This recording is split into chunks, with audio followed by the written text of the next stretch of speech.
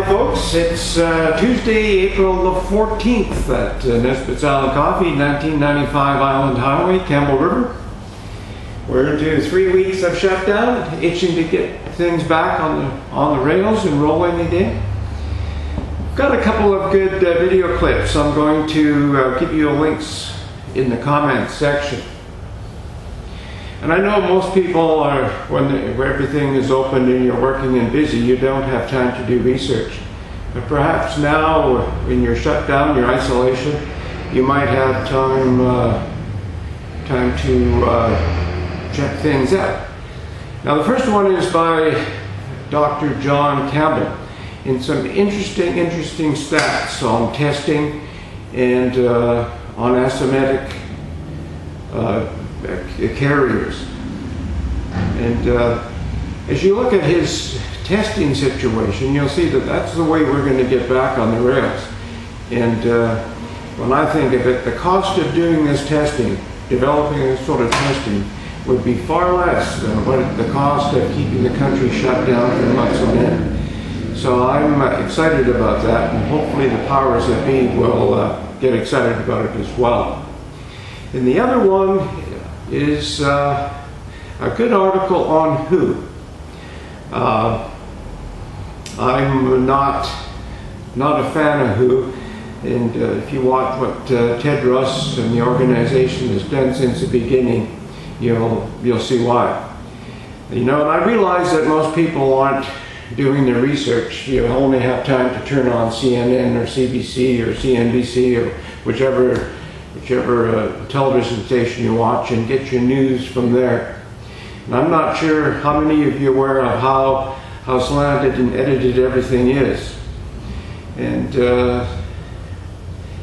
our manager is from Nanjing, and it's interesting because she makes the comment, she's lived in both countries, she's now a Canadian citizen, and she said, you know, in China everybody knows that everybody's watching you, everybody's manipulating you, everything, you're under control, and you know that, so you're careful what you do because you have to live your life and get by, so you don't want to be getting in trouble with the authorities.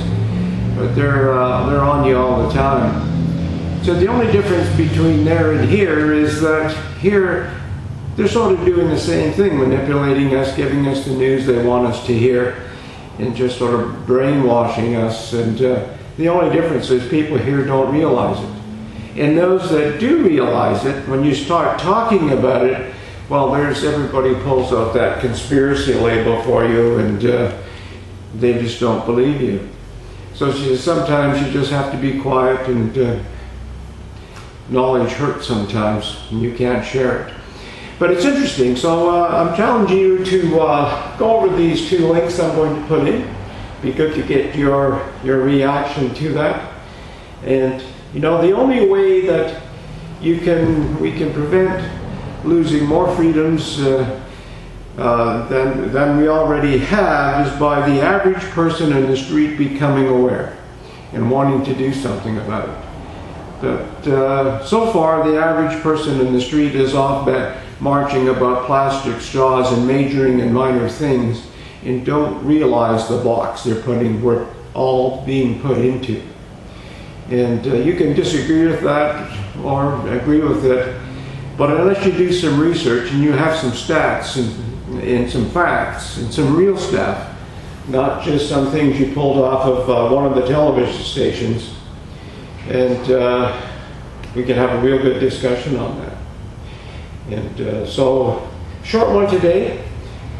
Just give you these links, and trust you're safe. You're still playing tag with Wuhan and winning, or doing the Wuhan waltz, or whatever you call it. And that's another intriguing thing. Some people think that's really not the way to call this. Well, just go by the facts. The WHO in the original days call it the virus from Wuhan because that's where it started. And I think on this unwind, you're going to be surprised at what you find if enough people can force the issue and they don't bury everything like they usually do. And I think the creation of this, the release of this virus is going to it's going to surprise a lot of people.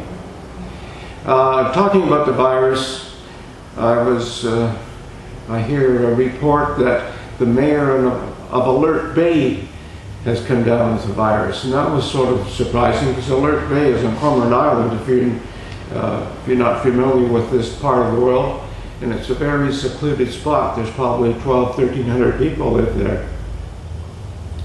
It's one of the things that some people call a vortex. I kind of like the island. It's sort of cool. You can bike or walk around it in the morning, and the people who live there are sort of nifty people.